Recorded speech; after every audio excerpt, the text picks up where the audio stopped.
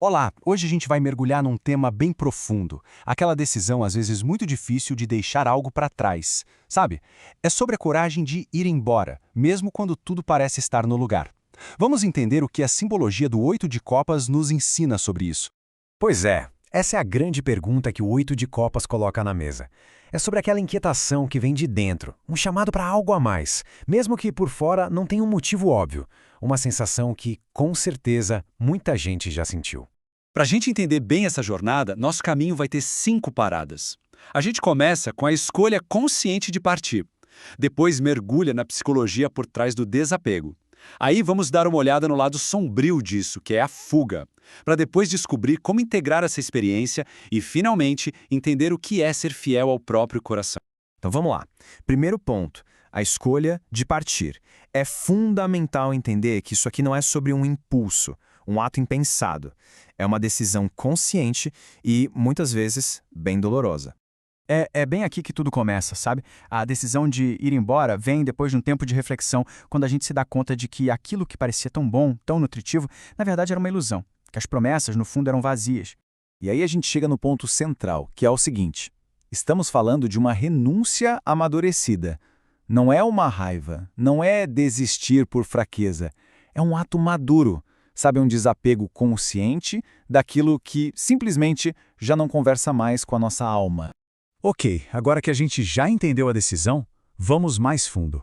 Vamos explorar a psicologia do desapego. O que é que realmente move uma pessoa a fazer uma escolha tão grande assim? E olha, essa citação aqui, ela resume tudo de um jeito perfeito. A partida não acontece porque o amor acabou ou porque não há mais carinho. Muitas vezes o afeto ainda está ali, e muito. A motivação é outra, é mais profunda. É uma lealdade com o próprio crescimento, com a própria verdade.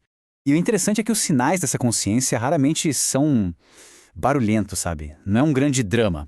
Pelo contrário, é uma coragem silenciosa, uma tristeza que é calma, serena, e aquela sensação constante de que, apesar de tudo parecer bem, falta um sentido maior.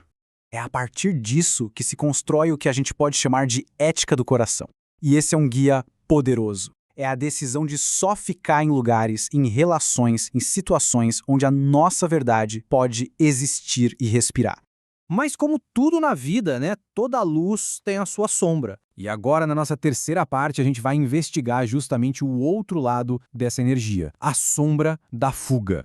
Porque a pergunta muda de figura aqui. E se esse impulso de ir embora não for uma renúncia amadurecida, mas sim um padrão que se repete?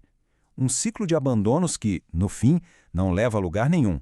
E, gente, a diferença aqui é gigantesca. Pensa só, a fuga é uma reação. Acontece uma frustração, a pessoa vai embora sem aprender nada e aquele vazio volta.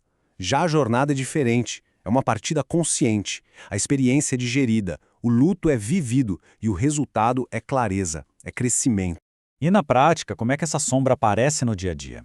Bem, pode ser uma dificuldade de criar laços, de permanecer, uma insatisfação que nunca acaba, e aquele padrão de ir embora de novo e de novo, sem nunca entender de verdade o porquê.